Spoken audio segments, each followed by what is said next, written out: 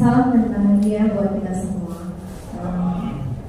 Terima kasih karena sudah melapangkan waktunya untuk berhadir di acara pementasan penerapan budaya positif yang nanti akan dibawakan oleh Ki Wira Hadiusi. Nah, kita akan memulai acara kita yang dilanjutkan dengan doa yang dibawakan oleh Pak Usni Fuadi.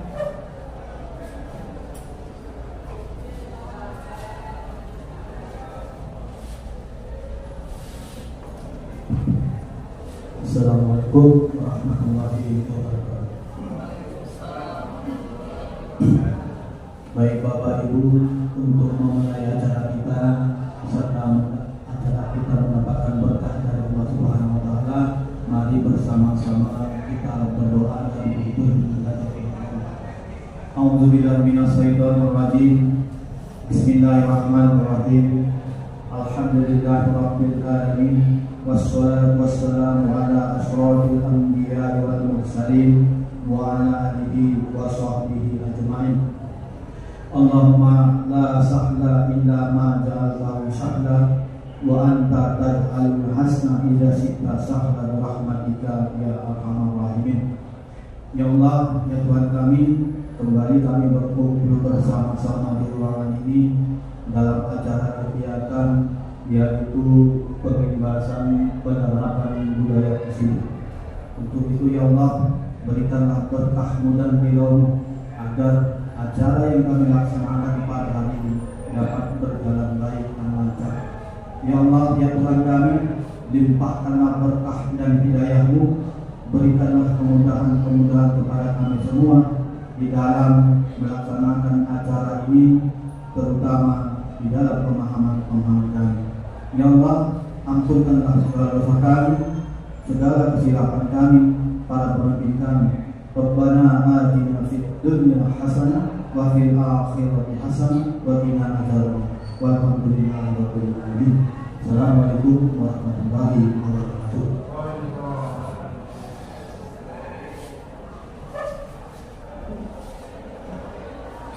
Terima kasih Pak Usni Fuadi. Kita lanjut dengan bernyanyi Mars Guru Penggerak. Kami harapkan Bapak Ibu guru sekalian berdiri.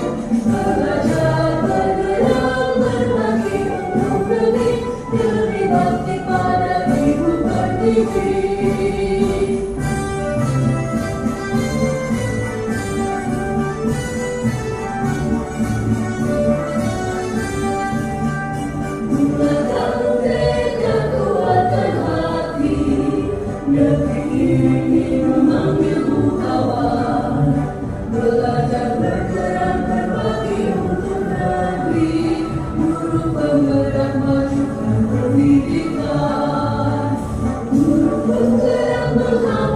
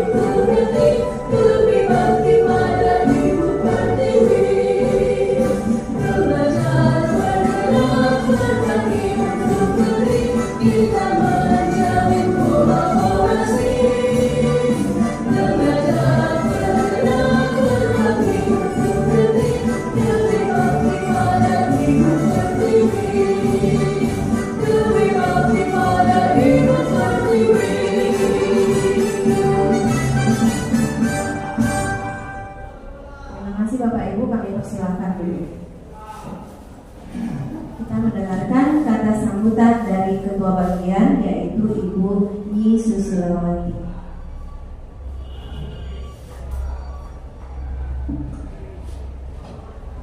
Assalamualaikum warahmatullahi wabarakatuh.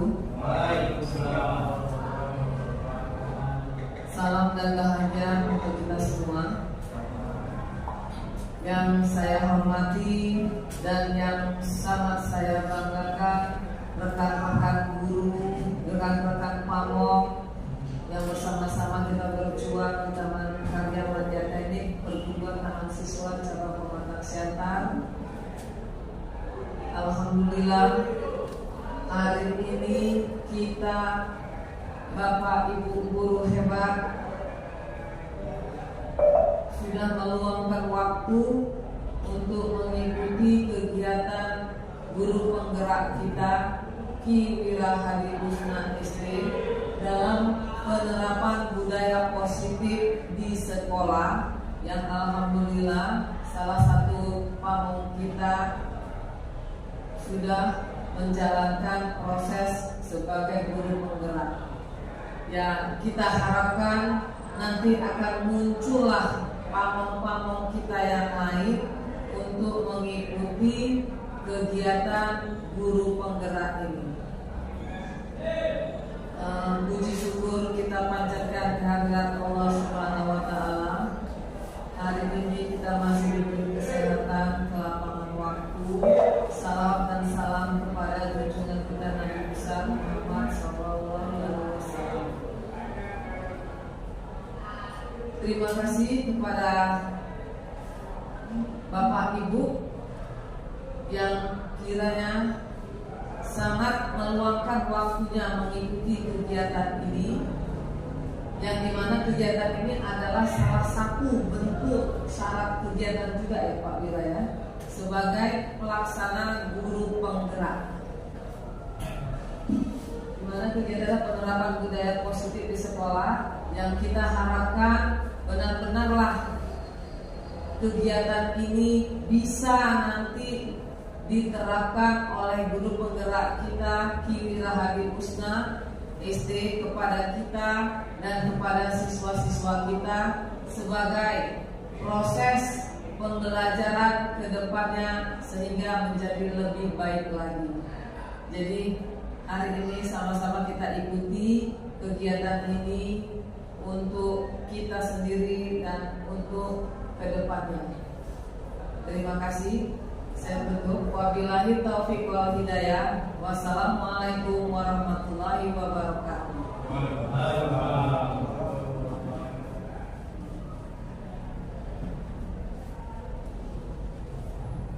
Terima kasih Ibu Susilawati yang telah memberikan kata sambutan. Kita lanjut pengibasan dari Ki Wirahadi Usna.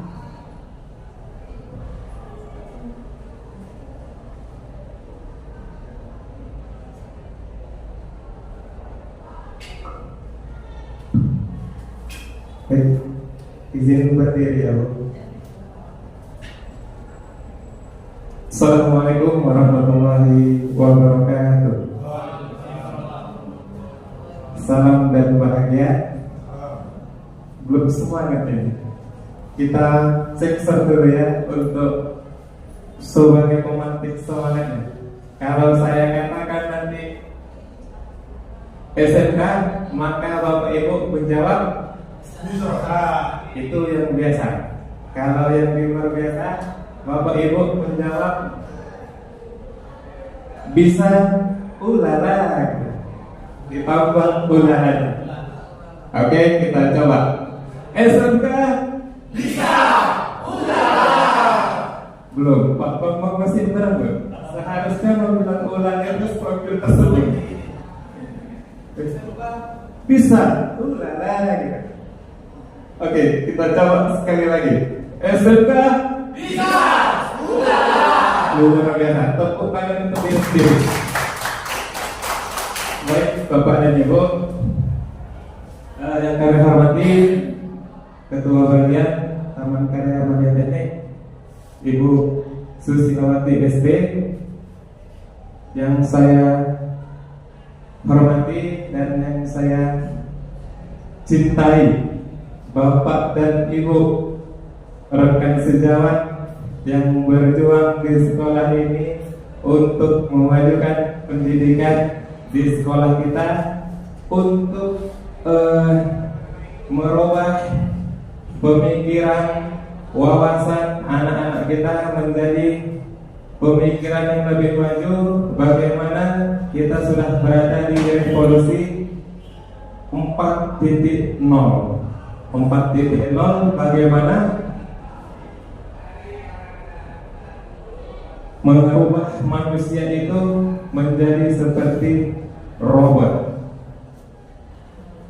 Kalau 5.0 bagaimana memanusiakan menjadi manusia kembali. Kalau 4.0 bagaimana memanusiakan itu menjadi robot. Makanya di setiap industri semua karyawan di PHK digantikan oleh robot. Jadi tenaga manusianya, sumber daya manusianya tidak terpakai lagi, semua diganti robot. Jadi anak SDM-nya tampak nggak terpakai, banyak pengangguran. Jadi di era 4.0 menuju 5.0 kita menuju ke sana, yang dimana negara Jepang sudah memulainya kembali.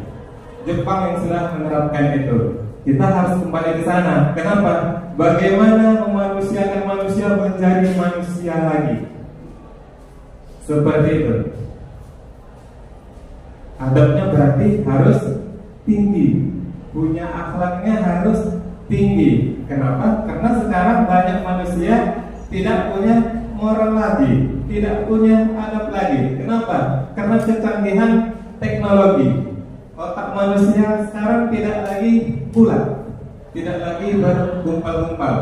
Kalau kita belah kepala anak kita, siswa kita, murid kita, maka isinya adalah kecil, peta, tipis, dan punya merek.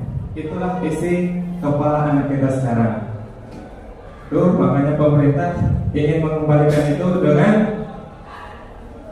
dengan pemikiran Ki Hajar Dewantara yang mempunyai pemikiran bagaimana memanusiakan menjadi manusia lagi itu adalah Ki Hajar Dewantara. Ki Hajar Dewantara sangat menghargai potensi yang ada pada murid.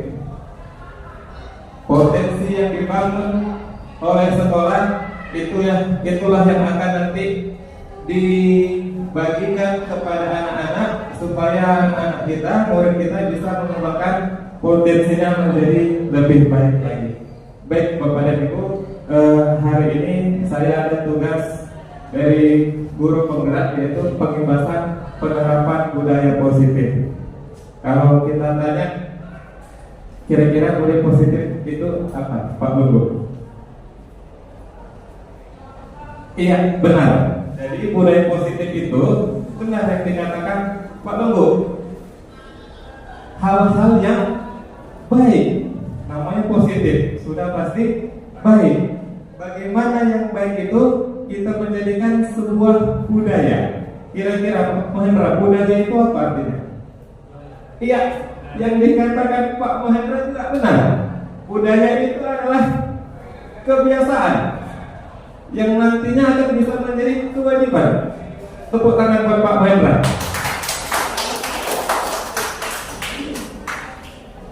Jadi bagaimana di sekolah ini hal yang baik-baik itu bisa menjadi kebiasaan di sekolah kita.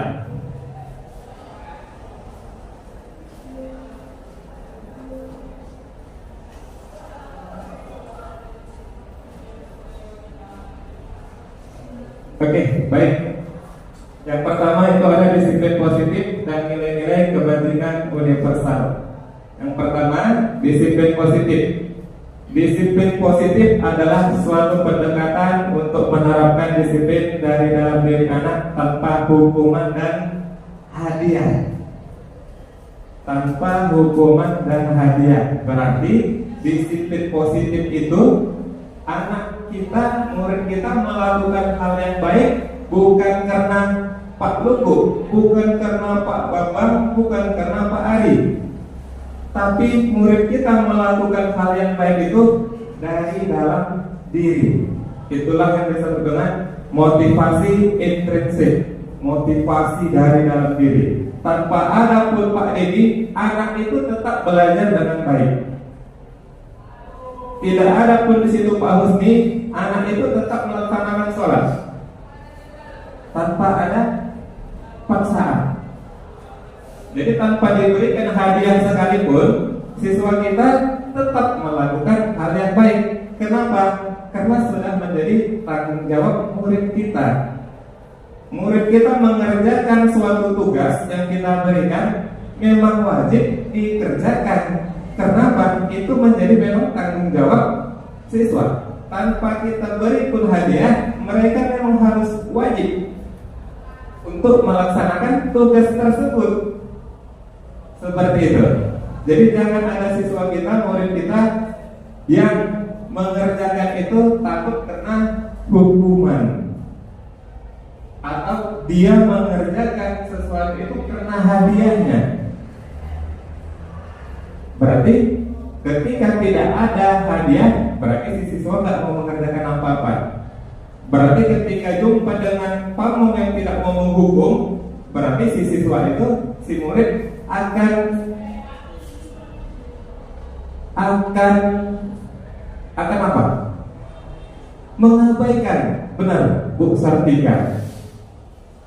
Jadi siswa itu tetap harus melakukan hal yang baik tanpa jumpa pamong yang kejam dan tanpa jumpa pamong yang selalu memberikan hadiah.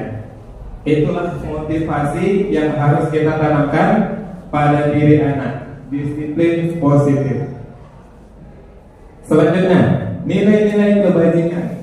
Nilai-nilai kebajikan adalah sifat-sifat positif manusia yang merupakan tujuan mulia yang ingin dicapai setiap individu. Jadi semua yang kita laksanakan itu harus mempunyai nilai-nilai kebajikan. Nilai-nilai kebajikan itu ada banyak. Nanti di slide berikutnya akan saya tampilkan. Oke, ini dia. Nilai-nilai kebajikan beberapa institusi. Kalau di profil pelajar Pancasila sudah tidak asing sama kita. Ada beriman, mandiri, bernama kritis, berkebinekaan, bergotong royong, dan kreatif.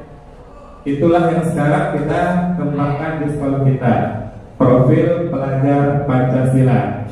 Ada juga di institusi yang lain, tapi semua hampir sama. Ada toleransi, rasa hormat, integrasi, mandiri, dan sampai dengan komitmen di perusahaan dan instansi yang lain. Ada juga cinta Tuhan dan segenap ciptaannya, kemandirian dan tanggung jawab, sampai dengan toleransi, kedamaian, dan kesatuan. Itu semua yang ada di dua tabel ini semua terangkum di dalam profil pelajar Pancasila. Luar biasa kalau kita sedang menerapkan profil pelajar Pancasila ini. Nilai-nilai kebajikan beberapa institusi ini ada juga dapat dipercaya, lurus hati, memberikan yang terbaik dari diri, empati, suara hati, kontrol diri, rasa hormat, kebaikan, toleransi, dan keadilan. Semuanya hampir sama dan mendekati.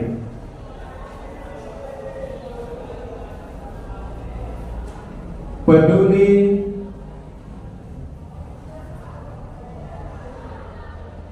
terus terangan, kebersihan, komitmen, belas kasih, percaya diri, belas kasih, bertujuan, tenggang rasa, gotong royong, dan seterusnya.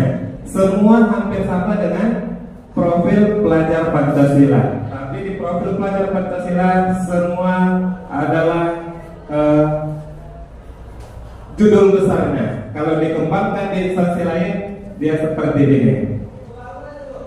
Selanjutnya, motivasi perilaku manusia. Dari Dawson dalam bukunya, saya kurang paham di bahasa Inggris. Bacaannya itu. Oke, sudah membaca. Saya nggak usah baca lagi.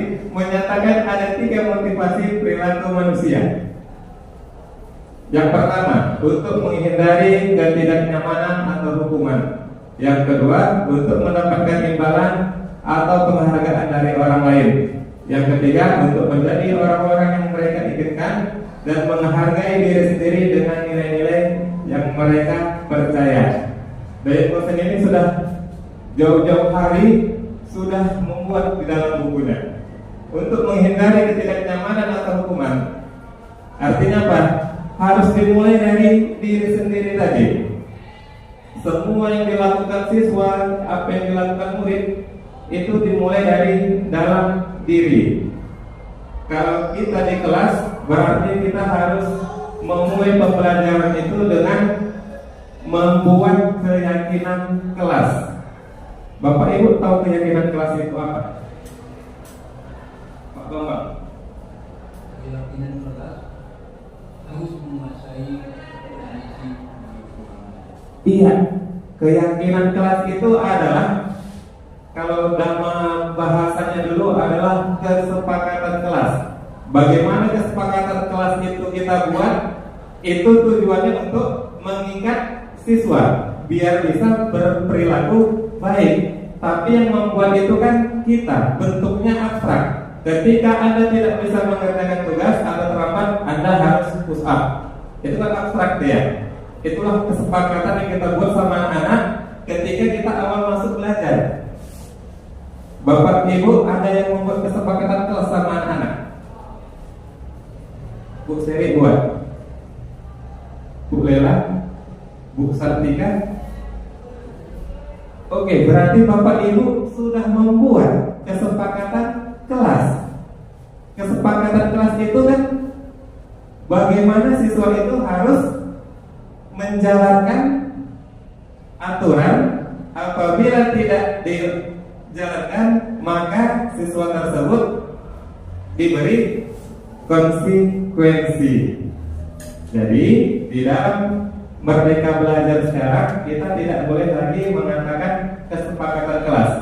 Namanya sekarang adalah keyakinan kelas. Itu dibuat dari dalam diri murid tersebut. Kita tidak boleh memberikan keyakinan kelas itu dalam bentuk abstrak. Yang buruknya tidak boleh. Arti buruknya seperti ini. Tidak boleh tertulis kalau tidak datang tepat waktu hukumannya push up. Tidak mengerjakan tugas hukumannya sit up. Tidak boleh. Tapi keyakinan kelas itu poin pertamanya harus berbentuk positif. Siswa harus bertanggung jawab terhadap waktu. Berbeda kan? Kalau di keyakinan kelas, kalau di kesepakatan kelas, siswa terlambat harus push up. Itu di kesepakatan kelas. Kalau di keyakinan kelas, siswa harus bertanggung jawab dan bisa menerapkan disiplin waktu. Berbeda dia. Kalau kita selalu mengatakan kepada anak, ada anak kecil yang selalu bermain air. Nah, jangan main air. Tidak boleh seperti itu. Tapi bagaimana kita melarang anak tersebut biar tidak main air? Gimana Pak Dedi? Pakai kayu. Good. Ada lagi Pak Ibu. Bagaimana melarang anak yang kecil tapi tidak boleh ada kalimat jangan atau tidaknya? Nah, jangan gini air. Nah, tidak boleh main air. Bagaimana kita membuat kalimat atau bahasa yang keluar dari lisan kita tanpa ada kalimat tidaknya? Bagaimana? Jangan kita biasakan dilarang. Nah, dilarang main situ, tidak boleh.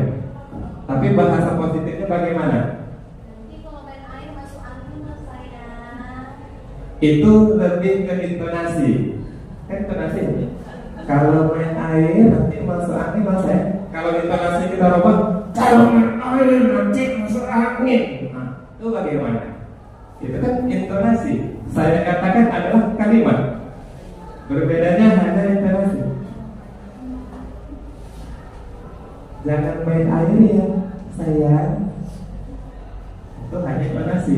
Kalau intonasinya Pak Ari, jangan nah, anak itu juga merasa ketakutan karena perbedaan intonasi. Bagaimana Pak Ibu? Cara melarang anak tapi tidak boleh menggunakan kata tidak atau jangan. Ayatnya mana?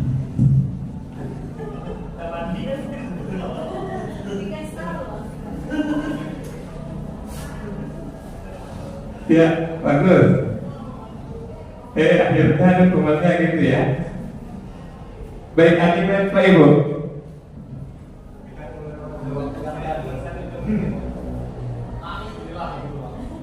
Gimana Pak? Nah, sinilah kalimatnya apa?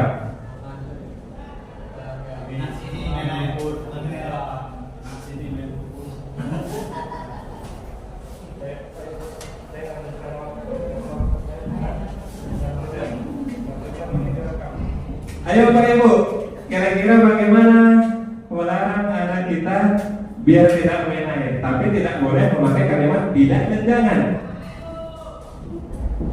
Jadi suruh aja gitu, main air kok, main air kok. Main air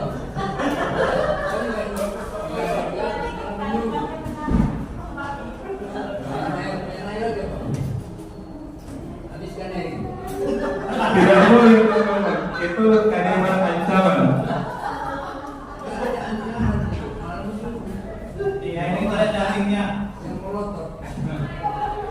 Bagaimana kalimat positifnya? Ayo sudah main airnya. Gitu. Sudah cukup lah, cukup. Sudah cukup.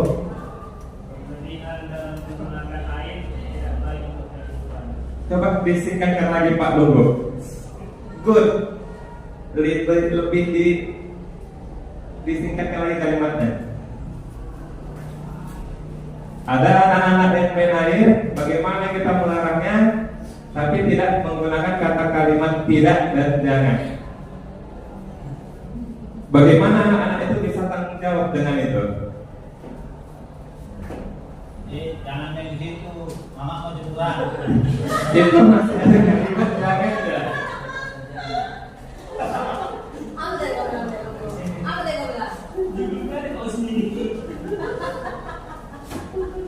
Ada banyak kalimatnya. Salah satunya sederhana. Hemat itu bakal kaya. Hemat itu bakal kaya. Kita timbulkan kalimat-kalimat yang positif. Ketika anak itu harus menggunakan air, nah hemat bakal kaya. Atau yang lain, kira-kira apa?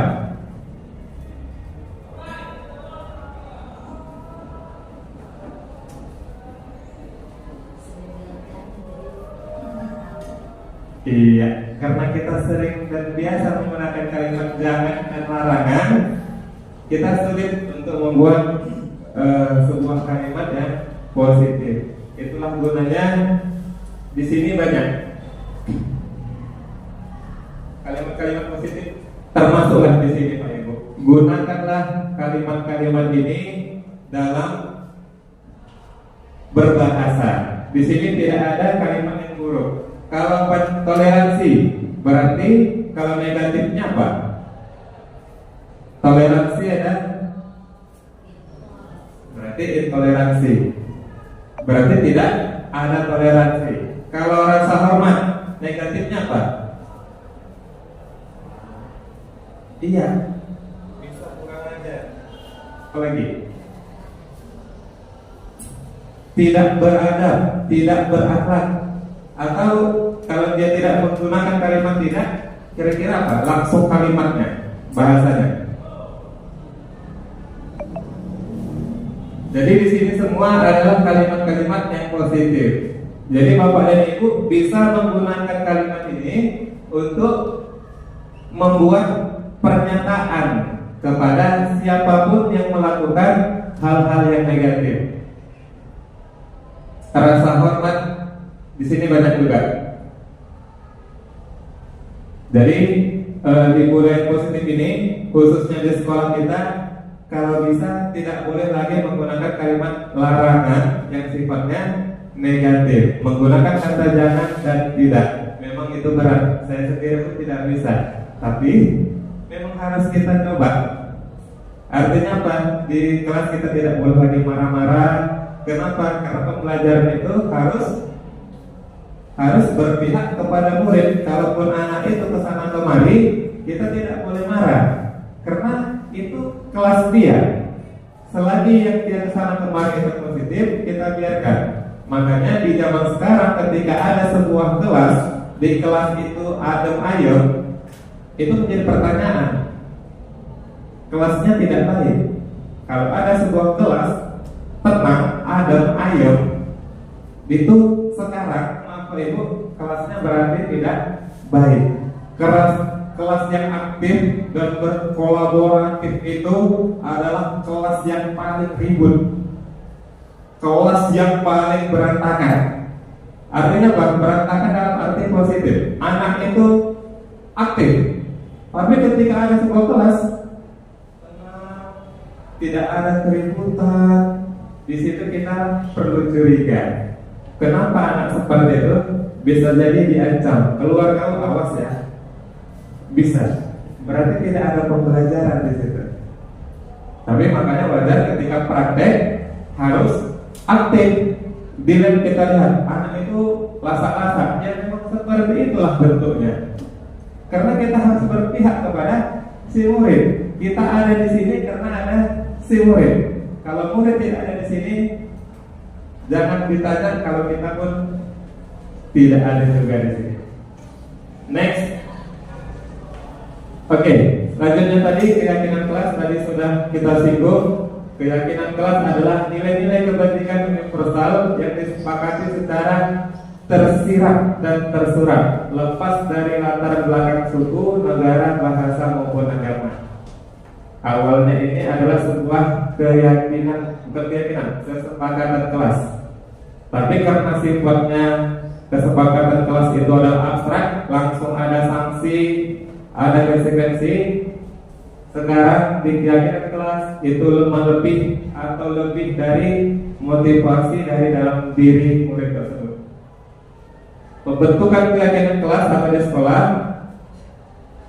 keyakinan kelas bersifat lebih abstrak daripada peraturan yang lebih rinci dan konkret. Keyakinan kelas berupa pernyataan-pernyataan universal. Universal tadi sudah ada di kalimat-kalimat yang ada di dalam tabel.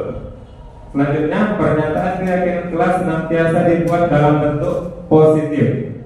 Keyakinan kelas hendaknya tidak terlalu banyak sehingga mudah diingat dan dipahami oleh semua warga kelas. Jadi ketika kita membuat kesepakatan atau keyakinan kelas, tidak usah banyak-banyak Pak Ibu. Yang sederhana dan yang bisa diterapkan. Kalau yang tidak bisa diterapkan, tidak usah dibuat. Khawatirnya itu hanya menjadi tulisannya aja. Ketika kita sudah buat tidak dilaksanakan, berarti kita sudah berbohong atau tidak apa kita katakan, tidak bertanggung jawab. Karena sudah kita buat tapi nggak kita laksanakan. Karena kita berlomba-lomba banyak untuk membuat kesepakatan kelas, akhirnya banyak yang terlewati. Selanjutnya, keyakinan kelas sebaiknya sesuatu yang dapat diterapkan di lingkungan tersebut.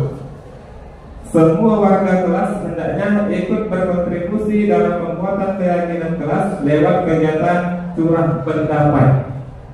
Selanjutnya, bersedia meninjau kembali keyakinan kelas dari waktu ke waktu.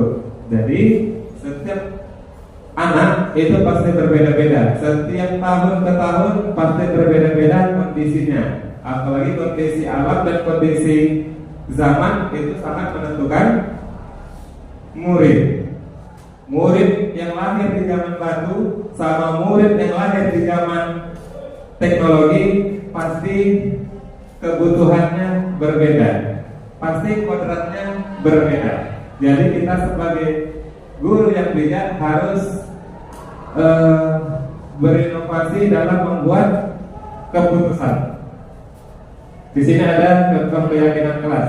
Kalau di kelas 1, setiap anggota kelas perlu belajar. Kalau di keyakinan di kesepakatan kita sebelumnya, kesepakatan kelas, pasti di sini semuanya harus mempunyai toleransi kan, mempunyai konsekuensi atau hukuman. Yang tidak mengerjakan tugas dihukum.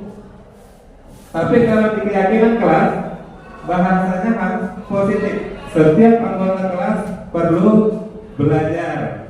Yang kedua, setiap anggota kelas perlu senang. Setiap anggota kelas perlu melakukan tugas.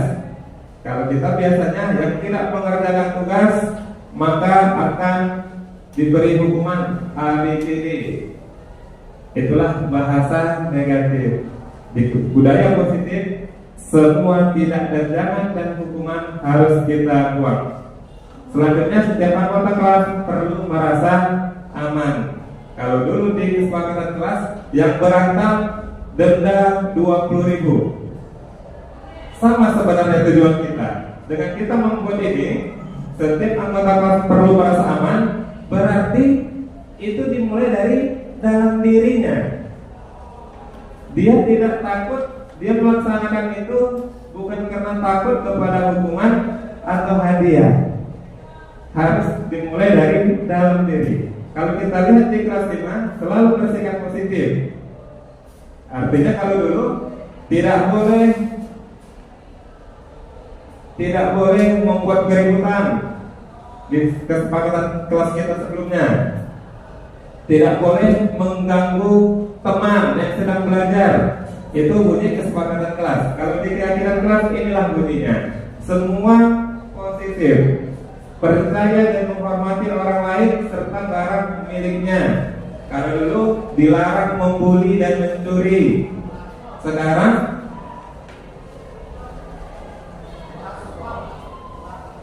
Sekarang sudah kita rubah menjadi sifat yang positif. Selanjutnya, berkomitmen terhadap setiap tugas. Kalau dulu yang tidak mengerjakan tugas akan diberi sanksi. Selanjutnya, senantiasa membantu. Kalau di kelas 7, hormat. Kami meyakini bahwa sangat penting untuk menghormati semua orang dan barang milik orang lain. Kalau bekerja, kami meyakini bahwa sangat penting mengerjakan segala pekerjaan atau mengikuti kegiatan yang telah ditugaskan. Jadi Bapak Ibu boleh mengambil kalimat ini untuk dijadikan keyakinan kelasnya di kelas kita masing-masing. Di mana kita masuk, kita harus membuat keyakinan kelas. Tidak ada kata terlambat.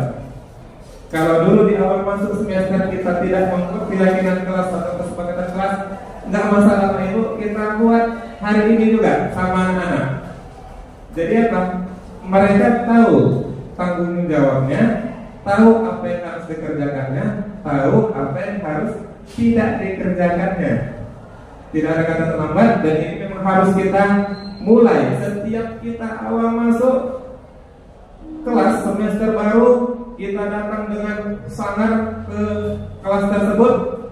Itu dulu. Awalnya kita masuk sangar supaya apa? Bahasa kita supaya siswa itu takut seterusnya. Seperti itu kan? Kalau kita awal startnya kejam, maka untuk seterusnya kita mengajar itu santai, biar anak-anak tersebut takut. Tapi sekarang tidak Pak Ibu. Kita datang, senyum, salam, sudah semua senyumnya. Bukan kalau dulu pernah Bu Sartika mengatakan anak-anak itu kalau nengok ujung sepatu Pak Wira aja udah lari. Itu udah Bu Sartika ya. Ada juga kawan-kawan kita melihat Pak Wira dulu sama sekarang kok beda ya. Sekarang mukanya kejam tapi hatinya happy, nggak masalah. Dan kita harus seperti itu Pak Ibu. Kita adalah pelayan bagi murid. Ki Hajar mengatakan kita harus berhamba kepada murid. Bayangkan Pak Ibu, Pak Hendra, kita harus berhamba. Tahu kita bahasa berhamba kepada Tuhan. Ki Hajar mengatakan kita harus berhamba kepada murid.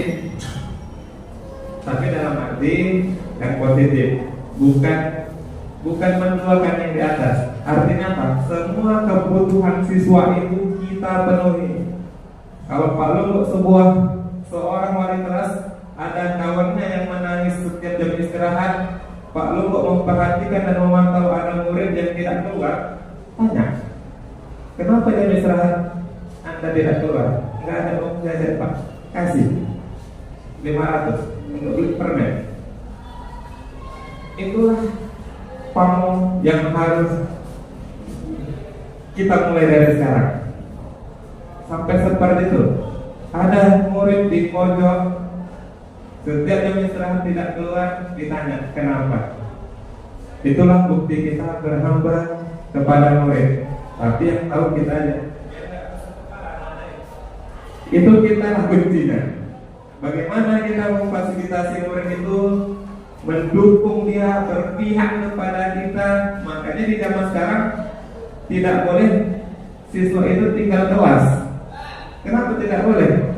Berarti kita belajar di sini tidak berpihak kepada dia. Kita tidak berpihak kepada anak-anak. Tidak boleh lagi anak-anak yang mempunyai nilai remedial. Nggak boleh. Kalau ada siswa yang remedial, berarti pembelajaran kita tidak berpihak kepada dia. Kalau dia mempunyai 30, apa yang kita lakukan? Apakah remedial?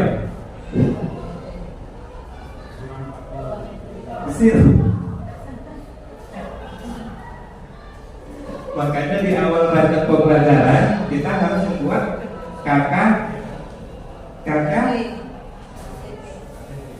Iya, good Pak Lumbuk, KKTP. Pak Lumbuk lebih banyak ilmu kayaknya. Membuat KKTP. Kalau dulu namanya KKM siapa yang menentukan? Sekolah. Kalau KKTP siapa yang menentukan? Muridnya yang menentukan.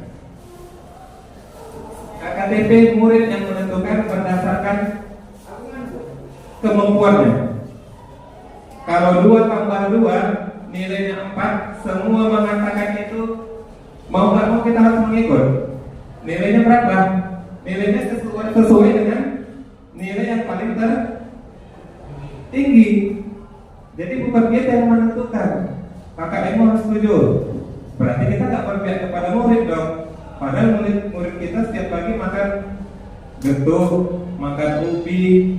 Nggak bisa kita ratakan KKM yang dari pusat. Murid yang di pusat makannya burger, kita yang di sini makannya getuk. Beda KKM-nya.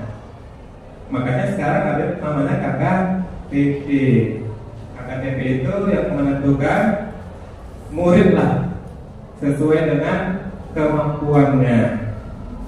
Next, kebutuhan dasar manusia. Ketika kita mendapatkan apa yang kita inginkan, sebetulnya saat itu kita sedang memenuhi satu atau lebih dari satu kebutuhan dasar kita, yaitu kebutuhan untuk bertahan hidup, kasih sayang dan rasa diterima, kebebasan, kesenangan, penguasaan.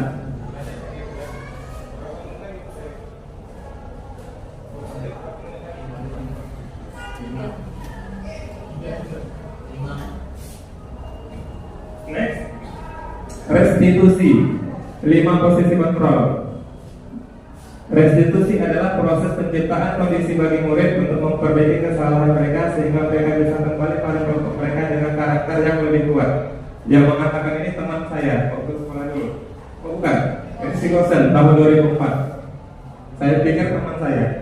Restitusi itu adalah bagaimana kita menghakimi siswa dengan metode merdeka belajar.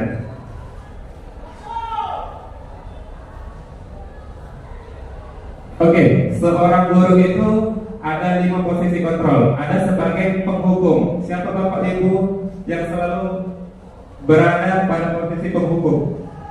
Seorang penghukum biasa menggunakan hukuman fisik maupun verbal. Jadi seorang guru itu ada 5 posisi. Ada yang pertama posisinya sebagai penghukum. Setiap anak salah dia selalu menghukum. Siapa kira-kira Pak Ibu? Oke, gak usah angkat tangan. Kita lihat aja diri kita sendiri bagaimana kita mengajar. Next, pembuat rasa bersalah. Sering ini kita lakukan Pak Ibu? Sering. Anak itu terus merasa bersalah kita buat.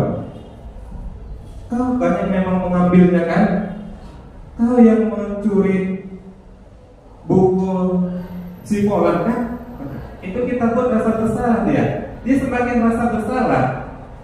Ketika anak itu bersalah, kita malah membantu dia untuk menghilangkan kesalahannya. Kita harus mencari bagaimana solusi memperbaiki masalah, bukan membahas terus masalah dia. Seperti itu. Ketika anak-anak bersalah, kita fokus saja bagaimana memperbaikinya. Jangan kita bahas masalahnya. Anak itu makin tersingkir. Dan itu sudah saya buat praktikan, saya share di Facebook saya. Pak Ibu sudah ada yang lihat? Sudah lihat? Enggak di-like? Sengaja. Kalau sudah ditonton, di-like dong. Udah capek membuatnya. Siap. Oke, siap. Teman, Pak Ibu, siapa yang sering posisi teman kepada anak-anak? Bu Seri? Iya. Pak Lunggu, Pak Dodi, Pak Ari, Pak Mendra, Pak Husni, Pak Bambang. Kita pernah berada di posisi teman kan? Enak gak kalau kita berada pada posisi teman sama anak-anak? Enak. Tapi baik gak? Iya. Tidak boleh juga. Yang boleh itu paling tidak dari 5 posisi kontrol, kita sebagai guru adalah sebagai pemantau.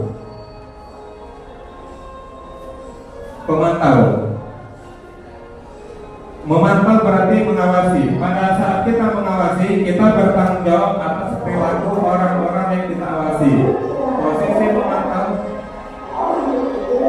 berdasarkan pada peraturan dan konsekuensi. Dengan menggunakan sanksi konsekuensi, kita dapat memisahkan hubungan pribadi kita dengan murid.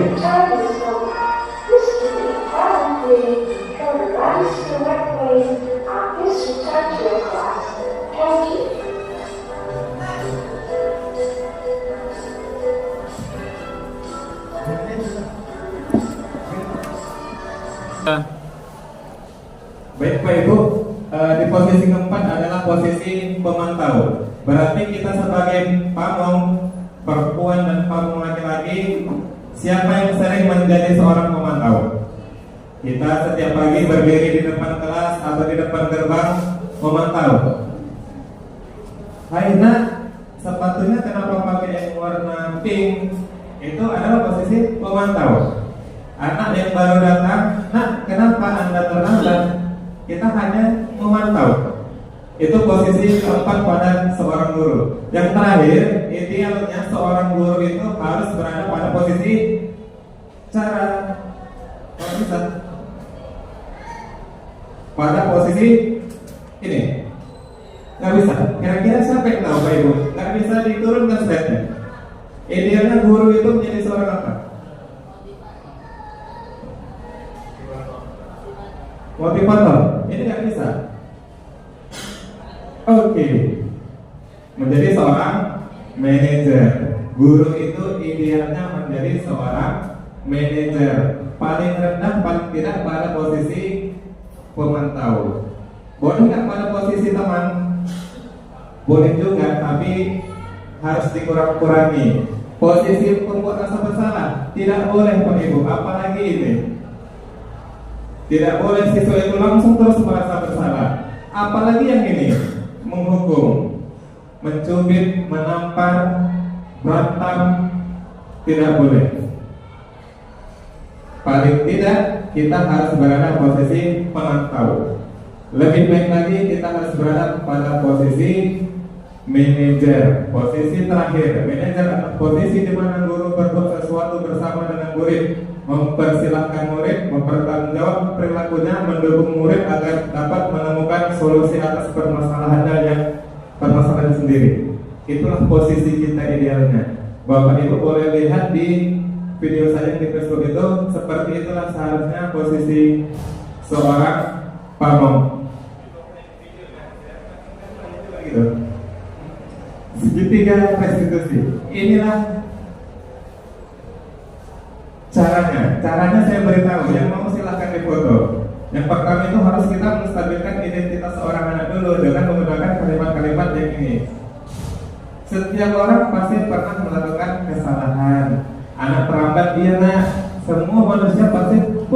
bersalah, pernah melakukan yang bersalah. Baru kita lanjutkan ke validasi kebutuhannya dengan kalimat-kalimat yang ada di sini. Kamu tentu punya alasan mengapa melakukan itu. Iya nak, betul nak. Kalau memang mencuri, ada alasan mencuri. Kenapa? Karena kamu kelaparan. Bapak paham itu. Itu kita stabilkan identitasnya. Yang dari awalnya mencuri, dia langsung merasa. Iya nak, Bapak tahu kalau mencuri itu karena untuk membayar uang sekolah. Jangan dijudge lagi. Tapi kita stabilkan identitasnya. Dan yang terakhir, menanyakan keyakinan. Contohnya kita tanya seperti ini. Ya nak, tahu kan kamu mencuri itu adalah perbuatan yang dilarang? Tahu Pak. Jadi itulah langkah-langkah kita Pak Ibu di segitiga restitusi ini. Boleh dipelajari, kalau kurang jelas nanti jumpai saya. Apa yang harus kita lakukan ketika kita menjumpai sebuah kasus permasalahan kepada seorang murid. Baik Pak Ibu, waktu kita tinggal sedikit lagi. Saya mau melihat senyuman Pak Ibu karena tadi masih merengut aja dari tadi. Kalau saya katakan senyuman, maka Bapak Ibu menjawab dengan mantap. Jawabnya adalah mantap. Kalau saya katakan senyuman, jawabnya harus mantap. Kita tes Pak Ibu. Senyuman mantap. Oke. Ini sekarang kepalanya lihat ke kanan. Mantap. Ke kanan Pak Ibu ya.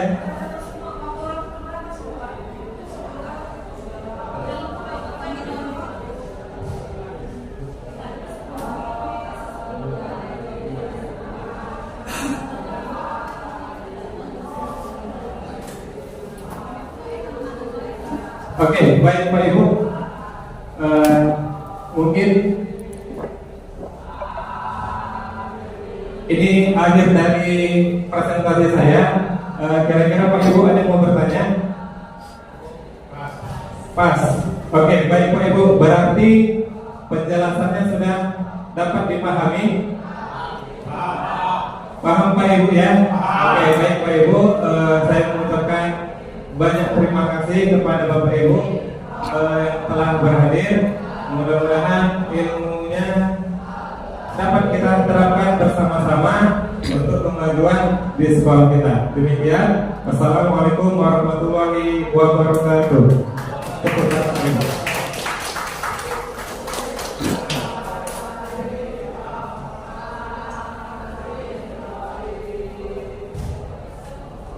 Terima kasih buat presentasi dari Pak Wira yang menambah ilmu kita sebagai seorang guru yang berpihak kepada peserta didik. Demikianlah acara kita pada hari ini, penerapan budaya positif. Sampai di sini kita sudahi dengan ucapan